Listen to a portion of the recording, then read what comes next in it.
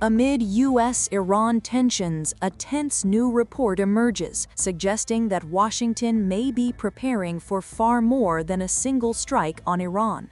U.S. military planners are reportedly drawing up scenarios for sustained operations lasting weeks, not days, if President Donald Trump gives the order. Officials say the plans go well beyond last year's midnight hammer strike on nuclear facilities. This time, targets could include state infrastructure, security forces, and strategic command centers. The Pentagon expects that any attack would trigger Iranian retaliation, setting off a cycle of strikes and counterstrikes that could stretch into a prolonged regional conflict. Defense officials say they are preparing for a drawn-out confrontation, not a quick show of force. Military planners assume Iran would respond immediately with missile launches, proxy attacks, or maritime disruptions, potentially forcing the United States into weeks of defensive and offensive operations. The expectation of escalation is why Washington is assembling a large strike posture, one designed to absorb retaliation while maintaining offensive pressure. That posture is already taking shape. The USS Gerald R. Ford, the newest and largest carrier in the American fleet, is heading to join the USS Abraham Lincoln in the Middle East.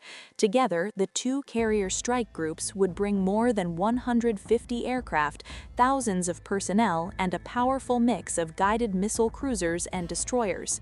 The Ford alone can deploy over 75 aircraft and carries advanced radar and command systems capable of coordinating large-scale air campaigns.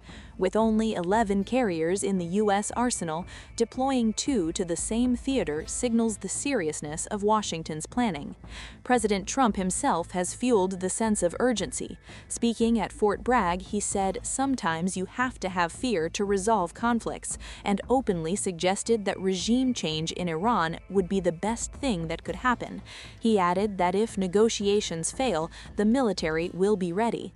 With your help, America is winning again, America is respected again, and perhaps most importantly, we are feared by the enemies all over the globe. They fear us. And, I don't like to say fear, but sometimes you have to have fear because that's the only thing that really will get the situation taken care of. We have a situation right now where we sent a very big carrier group to Iran. I'd love to see if we could make a deal. They've been difficult to make a deal. I thought we would have had a deal last time. They wish they did, and that's where we did Midnight Hammer.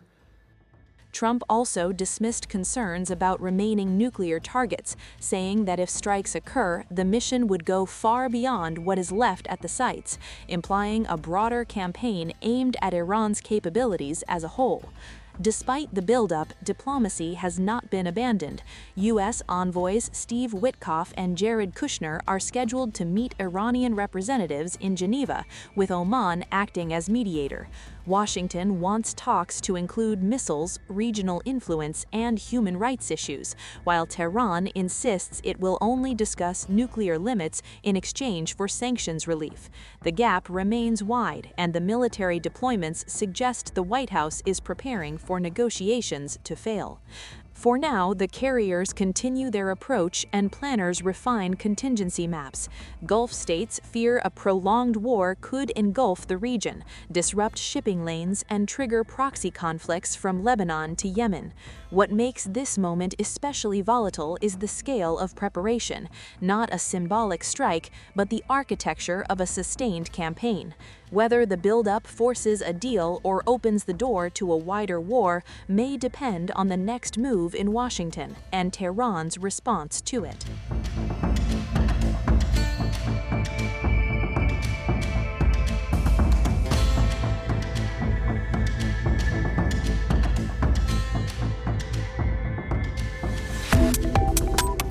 Subscribe to One India and never miss an update.